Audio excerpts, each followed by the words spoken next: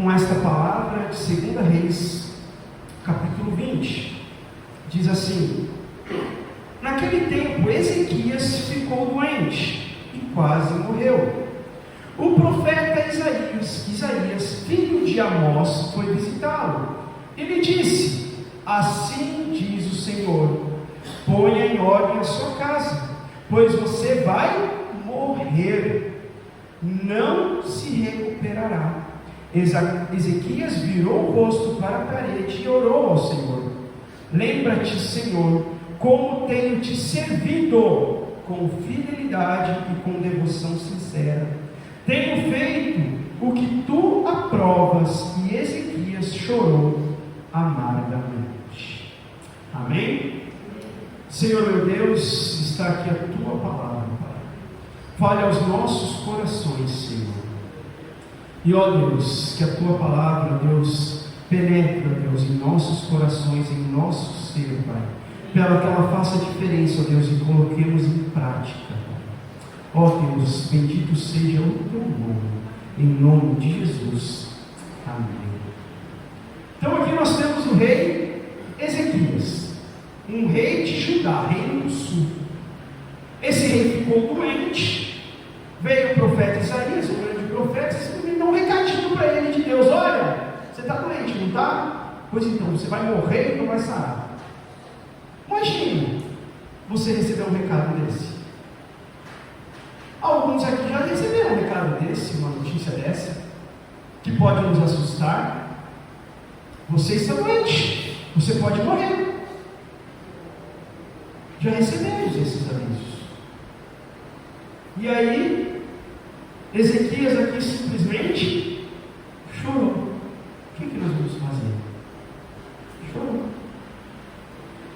Por isso que a palavra que nós temos hoje, o tema será prontos para viver. Será que realmente nós estamos prontos para viver? Porque a primeira pergunta que responde este questionamento, se nós estamos prontos para viver, é: você está pronto para morrer?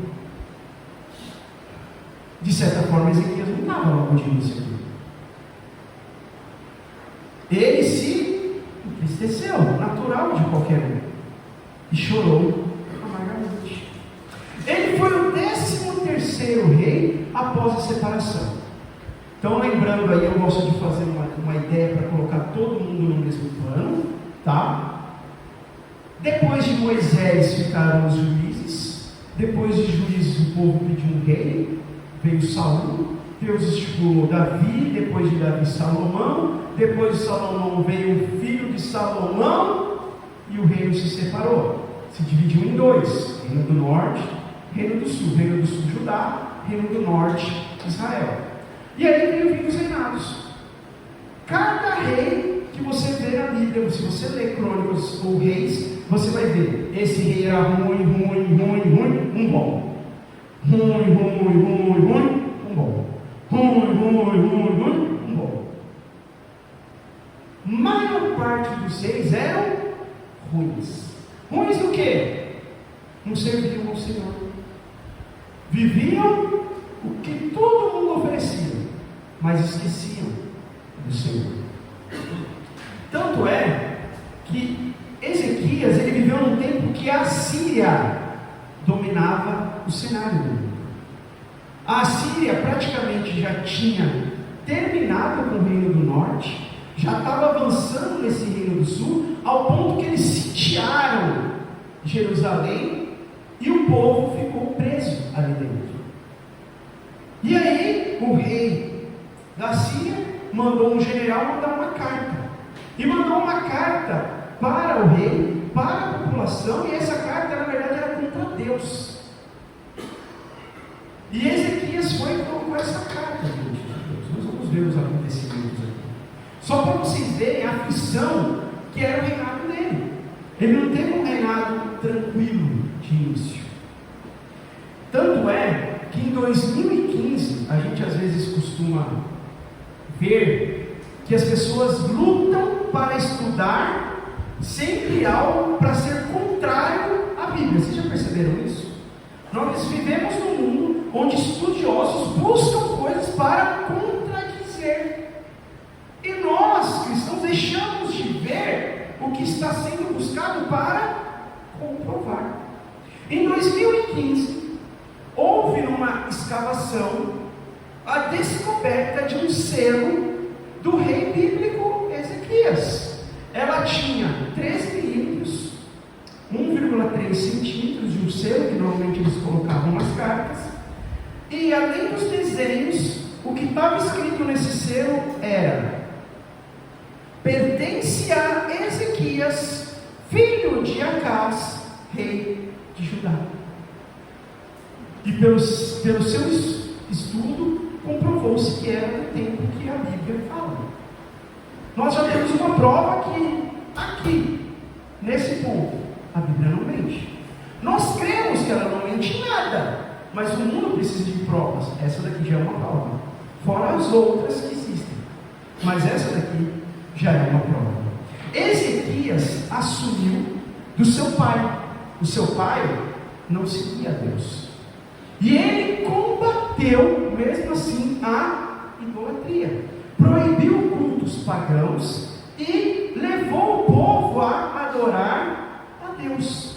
Ele derrubou até a serpente de bronze que Moisés tinha colocado. Lembra daquela história das cobras que apareceram? Israel fez lá a serpente de bronze e falou: quem olhar para a serpente, mesmo que seja picado, será curado. Passou-se o tempo e o povo estava lá para a serpente de ouro, porque o povo, ser humano, precisa ter alguma coisa para adorar. Nós temos uma dificuldade tremenda de adorar um Deus invisível, e é esse tempo todo que Deus vem ensinar para a gente, que você não precisa ver, que você não precisa tocar, você precisa acreditar. E o acreditar é ter fé. Fé é esperança naquilo que nós não vemos, que nós não tocamos. Aqui o povo buscava idolatria por causa disso. Queria ver e tocar.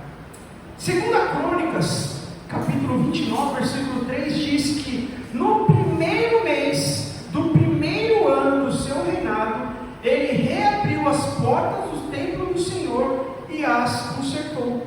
Convocou os sacerdotes e os levitas, reuniu-os na praça que fica do lado leste e disse: escutem-me, levitas, consagrem-se agora e consagrem o templo do Senhor, o Deus dos seus antepassados. Retirem tudo que é impuro do santuário. Esse rei já chegou chegando. Não tem essa de, se é para servir a Deus, vamos deixar para depois. Vamos ver como é que está a temperatura, vamos ver como as pessoas reagem. Não. Isso nós fazemos com as coisas do mundo. Para as coisas de Deus, o que está errado tem que ser tirado, e o que está certo nós temos que buscar. Por isso que eu já fiz a proposta do jejum. Nós já temos que começar. Lembra que eu falei, correndo? Não é uma corrida de 100 metros, é uma maratona, mas é correndo. Não pode cambalear. Caiu, levanta e já começa no trote. É correndo, é avançando. Ele já começou assim. Logo no primeiro mês, nos primeiros dias, já consagra todo mundo, tira tudo, acaba. Ó, gente, vocês têm que adorar a Deus. E acabou. É isso que nós temos que buscar. Por isso que 2 Reis 18:3 diz: ele fez o que o Senhor aprova, tal como tinha feito Davi, seu predecessor. Como Davi, por quê? Porque os outros anteriores, Deus do céu, fizeram tudo de errado. Por isso que ele foi tido como um rei bom, por causa da sua obediência. Ele teve obediência, por isso que ele foi considerado um rei bom, e diz a palavra que ele trouxe paz. Ele trouxe paz. O reino assírio não o dominou enquanto ele estava reinando. Por quê? Porque ele era obediente ao Senhor. Ele foi filho de Acás, um rei que era idólatra, que fez tudo que o Senhor reprova. 2 Reis 16:2. Acás tinha 20 anos de idade quando começou a reinar, e reinou 16 anos em Jerusalém. Ao contrário de Davi, seu predecessor, não fez o que o Senhor, o seu Deus, aprova. Nós já temos um ensino aqui. Acás, um rei que fez o que o Senhor reprova. Ezequias, sendo seu filho, fez o que o Senhor aprova. Não importa quem é o seu pai, quem é a sua mãe, qual é a sua descendência. Importa qual é a atitude que você quer ter daqui para frente. Você não é e não pode ser um reflexo dos seus pais.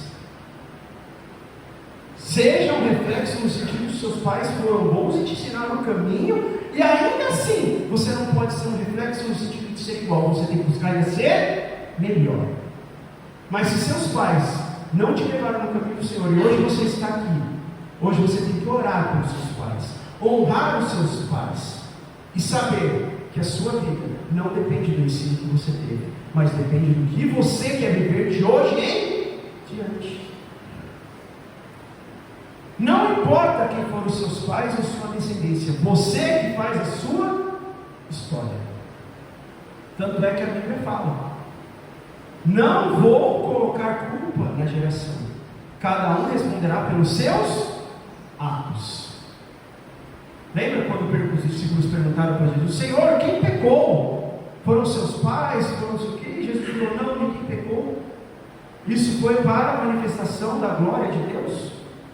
Cada um vai responder pelos seus atos, contrariando todas as expectativas do seu pai. Ezequias buscou os caminhos do Senhor. Ele ouviu a sementinha, alguma sementinha que foi colocada nele, e foi lá e voltou-se para os caminhos do Senhor e seguiu a vontade de Deus. Como dito antes, ele removeu os altares, quebrou as colunas sagradas, derrubou os postes, despedaçou a serpente, fez tudo isso. A Bíblia descreve como um homem que depositou toda a confiança em Deus, 2 Reis 18:5.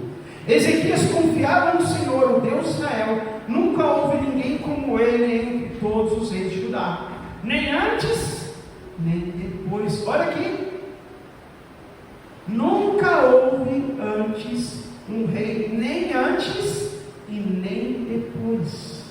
Ele se apegou ao Senhor e não deixou de segui-lo, obedeceu os mandamentos que o Senhor tinha dado a Moisés, de modo que não houve ninguém semelhante a ele.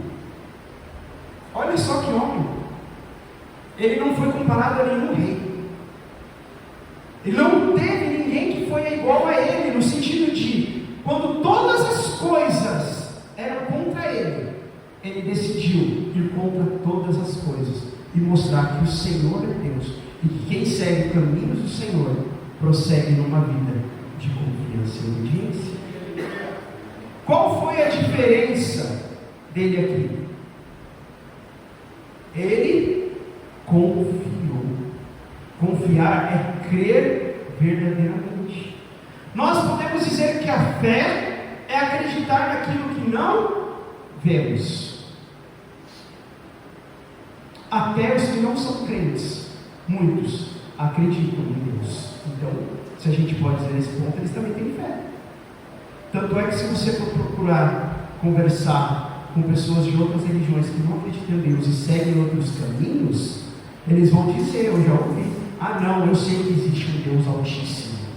Eles vão assim: eu sei que existe um Deus Altíssimo. Já teve uma vez que numa conversa, uma pessoa se assustou comigo, falou: nossa, você serve um Deus Altíssimo? Porque eles têm medo. Eles têm medo do nosso Deus, porque em outras religiões ele é considerado Deus Altíssimo, e servir ao Deus Altíssimo não é para qualquer um. Não é para qualquer um. Porque você tem que se entregar verdadeiramente, não é fazer qualquer coisa no meio da esquina. Aquilo ali é ritual e coisas. Nosso Deus pede nossa vida, e as pessoas não querem pregar a sua vida. Ezequias confiou. Confiar então não é somente acreditar naquilo que nós não vemos, é acreditar na esperança, acreditar que as coisas vão acontecer porque nós temos um Deus. E E mesmo que não aconteça da forma como nós queremos, é acreditar e ter esperança que tudo que acontece na nossa vida é de acordo com a vontade de Deus, nem que seja a morte, porque até através da nossa morte, Deus pode trazer vida. Quantos homens e mulheres na Bíblia morreram para que hoje conhecêssemos a palavra de Deus? Então nem a morte nós podemos temer. Essa confiança foi testada então quando os assírios sitiaram a cidade.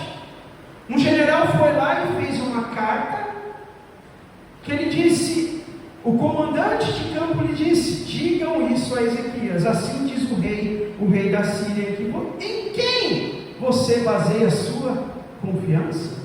Eles testaram Deus e falaram um monte de coisa horríveis. Alguns disseram até para Ezequias, falem aramaico para o povo não entender. E os caras, não, nós vamos falar hebraico porque nós temos medo do povo. E aí Ezequias chega para todo o povo e fala, olha, não fica com medo não. Nós vamos colocar isso diante do altar, porque nós cremos em Deus que faz a diferença. Sabe o que Ezequias fez? Eu vou ficar bem um pouquinho. Ezequias simplesmente pegou a carga e colocou diante do altar e falou, Senhor, eles não falaram contra mim, eles falaram contra o Senhor, aqui está a carga, o que o Senhor vai fazer? Por quê? Porque nós podemos fazer isso diante de Deus, não só podemos, como devemos, diante de tudo que está escrito. Não apresente somente as suas necessidades a Deus, apresente também, além da sua necessidade, a promessa que está escrita aqui, porque Deus se lembra da sua promessa, Ele não se lembra da nossa necessidade. Nós apresentamos a nossa necessidade, mas nós temos que lembrar a Deus das suas promessas. Nós temos que colocar diante de Deus, Senhor, estou passando por isso, mas a tua palavra prometeu que o Senhor estaria comigo. Ezequias fez isso. Sabe como é que Deus respondeu? Enviou um anjo e exterminou o exército da Síria. Tanto que depois o povo saiu e saqueou, e tinham milhares e milhares de corpos. Um anjo. Vocês pensam que isso só aconteceu ali? Às vezes a gente pode pensar, né? Isso é história que aconteceu antigamente. Hoje em dia nós temos mídia, hoje em dia nós temos todas as coisas, essas coisas não acontecem. Você que pensa. Deus hoje não precisa de marketing. Aliás, Deus nunca precisou de marketing. Ele age. E Ele não precisa de marketing para isso. Então tenha confiança. Porque Deus está na sua vida. Confie no Senhor. E Ele tudo no fará. Naquela noite o anjo do Senhor saiu e matou 185 mil homens. 185 mil homens. E aí depois dessa história, foi esse acontecimento com Ezequias. Naquele tempo ele ficou doente. Isaías foi lá e falou para ele que ele não ia se recuperar. E aí a pergunta, você está preparado para viver ou para morrer? Eu creio que Ezequias não estava ali pronto para morrer. Tanto é que ele chorou amargamente. Ficou totalmente entristecido. Não que nós não possamos ficar entristecidos, mas ele chorou amargamente. Em outras palavras, para a gente entender hoje, ele tremeu. Ele tremeu nas bases, ele não viu mais sentido na vida, falou, puxa, tudo que eu fiz, agora já era. Mesmo que sejamos preparados para morrer, ninguém realmente quer morrer. Todos queremos viver, porque fomos feitos para a vida eterna. A Bíblia fala que Deus deixou em nós uma semente de vida, para que nós lembrássemos que nós temos a possibilidade de viver eternamente, porque esse era o plano de Deus, sempre foi. Por isso que Jesus veio para nos resgatar e nos poder nos levar à vida eterna, que nos foi retirada pelo pecado. Jesus é a reconciliação nossa com Deus, que pagou o preço pelo pecado em substituição à nossa vida. E o grande recado de Deus aqui qual foi? Você vai morrer. Mas Deus deu um recado para ele. O que Deus falou? Põe a sua casa em ordem. Opa! Olha, Ezequias, você vai morrer. E tem coisa aí que ainda não está legal. A sua casa não está legal. Você tem que pôr a sua casa em ordem. Quer dizer, ele teria um tempo ainda. Você vai morrer, mas eu te dou um tempinho ainda para você colocar a sua casa em ordem.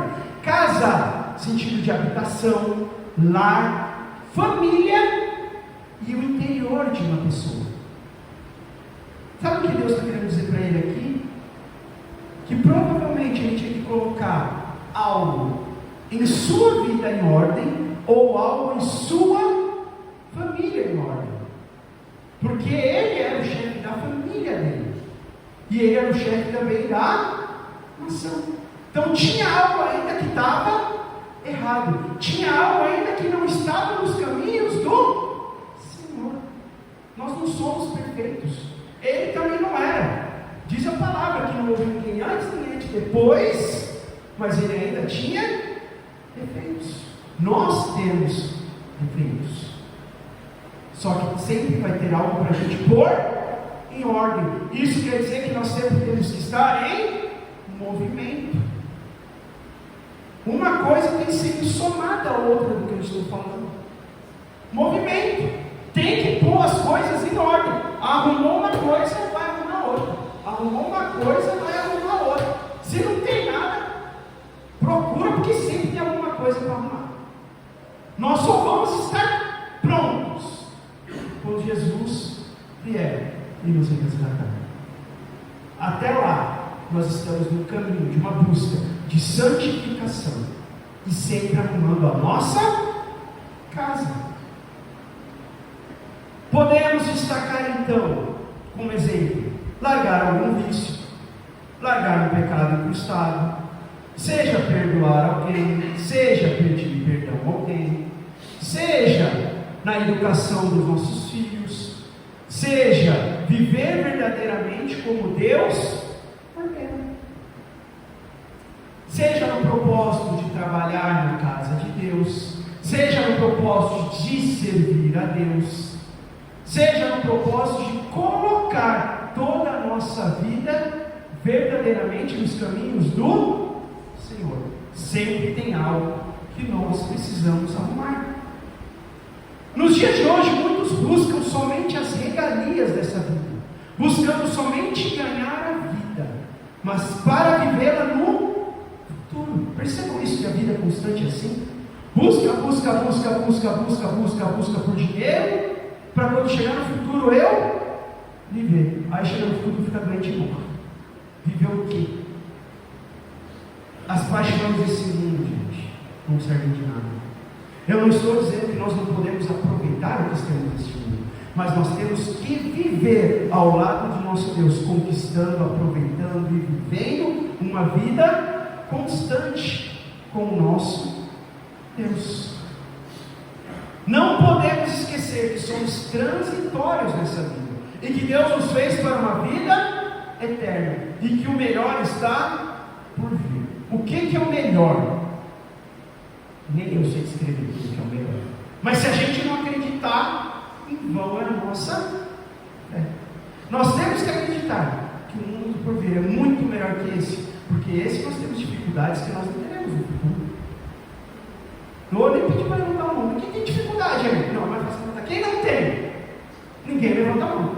Todo mundo tem. No mundo tereis aflições, mas tem de bom ânimo. Eu ensino o mundo. Às vezes as pessoas querem entregar a vida para Jesus achando que a vida vai ficar perfeita. E aí quando você aceita que as coisas desenrolam, aí vai por água abaixo. Por quê? Porque você está vivendo no mundo. A partir do momento que você aceita Jesus, o mundo fica contra você. E tudo aquilo que estava deixando você ir por água, começa a lutar contra você. Por isso que nós vivemos essa luta da carne contra o espírito, do bem contra o mal. Então, o que seria viver uma vida como Deus espera? Primeiro passo é viver para servir ao Senhor. Tudo que façamos seja para a glória de Deus, como fez Ezequias. Segundo, buscar manter a nossa casa sempre arrumada, porque a gente não sabe o dia que nós vamos. Não sabemos o dia. Sabe aquela coisa de deixa para amanhã? O cristão não tem isso, deixa para amanhã o que você pode fazer hoje. Quantas vezes o Senhor fala para você, fale com aquele irmão, sirva aquele irmão, ore por aquele irmão, por aquela irmã, e você pensa, amanhã eu vou orar. Aí chega no dia seguinte, amanhã, você recebe uma ligação, o irmão que Deus mandou você orar morreu. Estou mentindo? Isso pode ou não pode acontecer? Se duvidar, já até aconteceu com muitas pessoas aqui. Cristão, não deixe para amanhã o que você pode. A bênção que você pode dar hoje. Nós falamos hoje de manhã sobre Abraão. Deus fez a promessa para Abraão. E que Deus falou para Abraão: se tu uma. Nós temos que ser bênção para as outras pessoas. Nem sempre conseguimos, mas devemos buscar ser uma bênção. Por isso que Mateus 6,31 diz: portanto, não se preocupe dizendo que vamos comer, que vamos beber, que vamos vestir, pois os pagãos é que correm atrás dessas coisas. Mas o Pai Celestial sabe que vocês precisam delas. Busquem, pois, em primeiro lugar o reino de Deus e a sua justiça, e todas essas coisas lhes serão acrescentadas. Portanto, não se preocupem com o amanhã, pois o amanhã se preocupará consigo mesmo. Basta cada dia o seu próprio mal. Vivam o dia de hoje. O passado já passou. O futuro não existe. O que importa é o nosso hoje. Pessoas pensam que buscar o reino de Deus é vir aqui somente na igreja aos domingos. Não é. Nós temos que buscar a Deus todos os dias das nossas vidas. No cotidiano. Buscar viver, buscar aprender, buscar a reconciliação com o nosso Deus todo momento.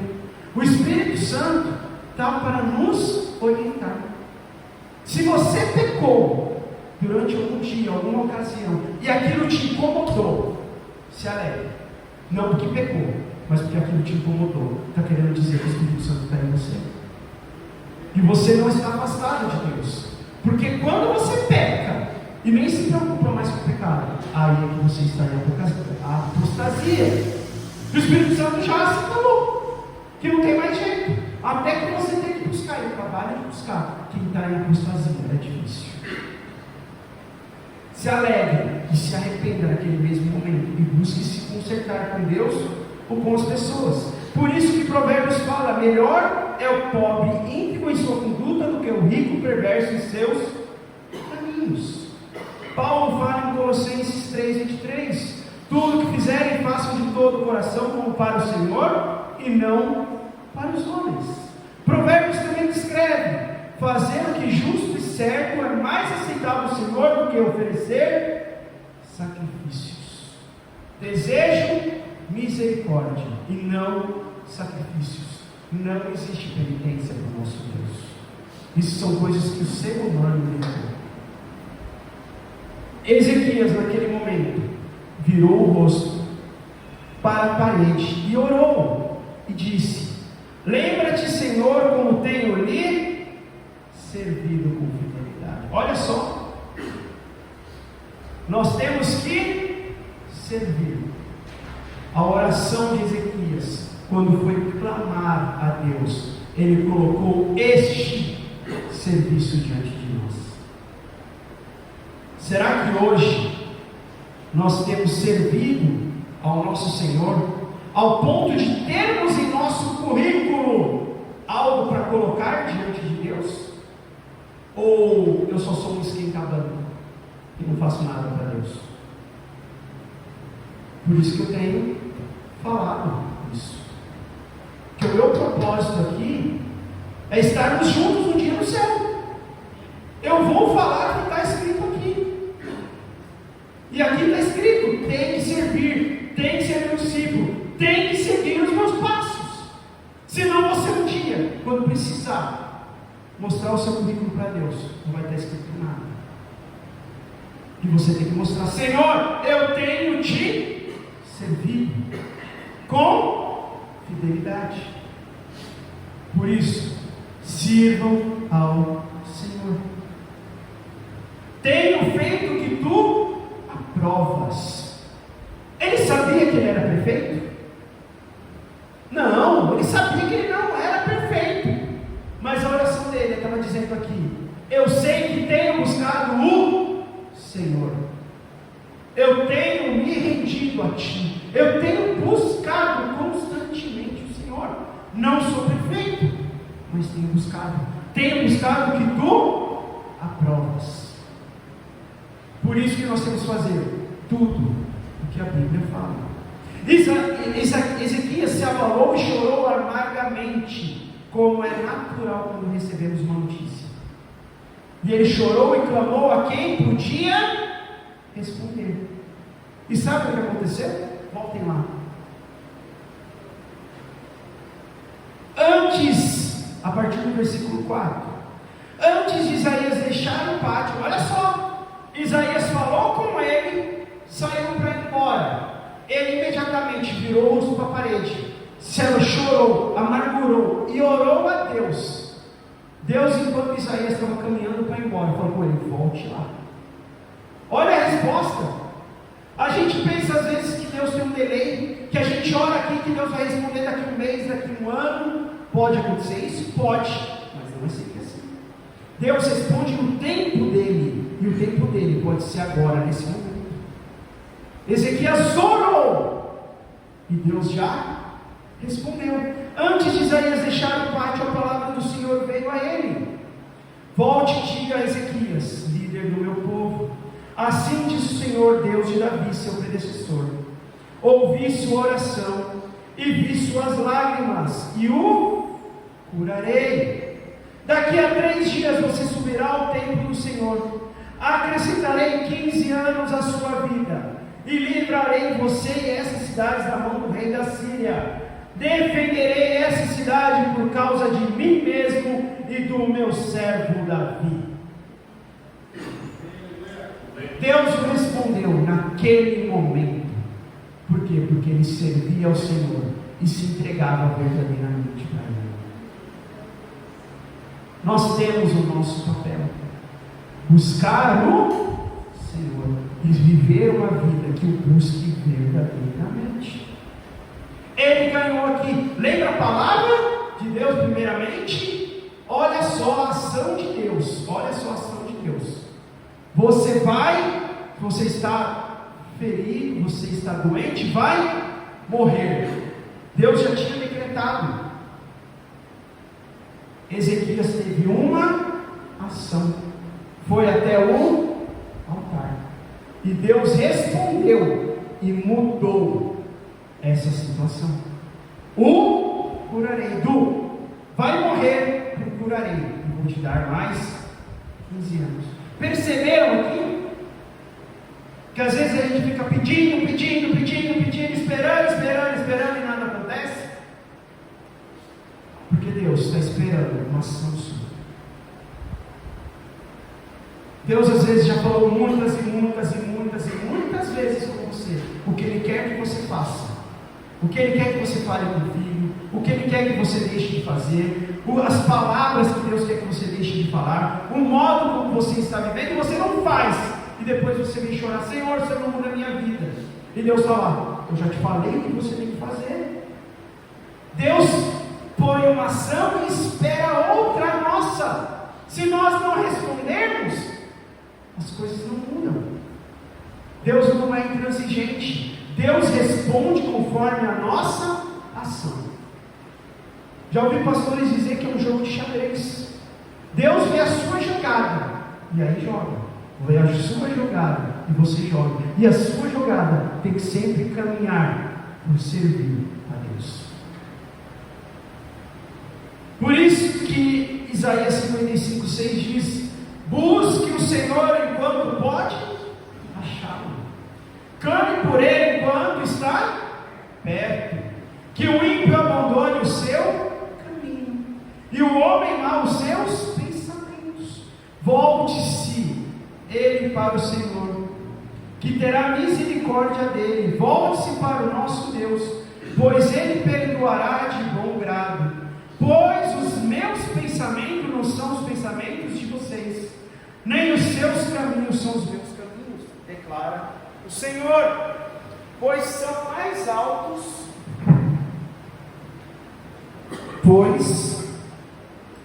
voltando aqui, pois os meus pensamentos não são os pensamentos de vocês, nem os seus caminhos são os meus caminhos, declara o Senhor. Assim como os céus são mais altos do que a terra, também os meus caminhos são mais altos do que os seus caminhos, e os meus pensamentos mais altos do que os seus pensamentos. Você quer saber qual é a palavra-chave aqui? Muitos deturpam a palavra de Deus, ou não interpretam incorretamente, ou não interpretam corretamente. Sabe aquela passagem que muitos usam para dízimos, ofertas? Seja fiel um pouco, e no muito te colocarei. Não é para dízimo e oferta, porque Deus não pede pouco, Deus pede tudo aquilo que você está disposto a oferecer a Ele. Esse seja fiel um pouco, é fiel na obediência. Seja fiel um pouco. Ele começa a ver como você age quando Ele manda você agir em coisas pequenas. Fale com aquela pessoa, dê bom dia para aquela pessoa, se ofereça para orar por aquela pessoa, e aí até o final Ele vai dizer para você: ore para que esse monte passe para o outro. Mas para você chegar a ter fé dessa magnitude, você tem que obedecer a Deus no pouco. Olha a jogada. Lembra que eu falei das jogadas?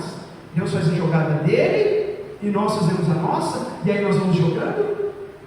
Seja fiel no pouco, Deus te coloca no pouco, e você vai obedecer no pouco, até que Ele vai subindo a obediência, até o ponto que Ele almeja para nós, com seus pensamentos e não com os nossos, porque os seus pensamentos são maiores que os nossos.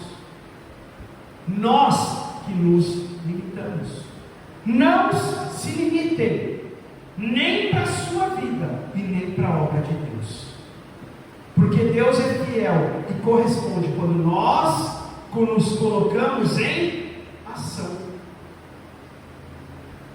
Sempre que nós ficarmos com o pé atrás, será? Não é bem assim. Deus espera o nosso passo. Confie, faça, haja, e Ele responde. Por causa da adoração de Deus, Deus lhe acrescentou mais 15 anos. Mas ainda faltava a Ele arrumar a sua casa, porque é algo que sempre tem que estar em constante. Se não temos essa oração, hoje é o momento de buscar servir ao Senhor, pois viver verdadeiramente nessa terra é viver para a honra e glória do nosso Senhor. Por isso que nos últimos versículos que eu tenho aqui, repete Mateus 6,33: busquem, pois, em primeiro lugar o reino de Deus e a sua justiça, e todas essas coisas lhes serão acrescentadas. Portanto, não se preocupem com o amanhã, pois o amanhã se preocupará consigo mesmo. Basta a cada dia o seu próprio mal. Pois seja morrer, ou seja viver, que nossa vida seja semelhante do apóstolo Paulo, que disse: porque para mim viver é Cristo e o morrer é lucro. Amém? Que essa palavra traga, não digo conforto, mas é uma palavra para nós nos despertarmos para amor e fidelidade ao nosso Deus.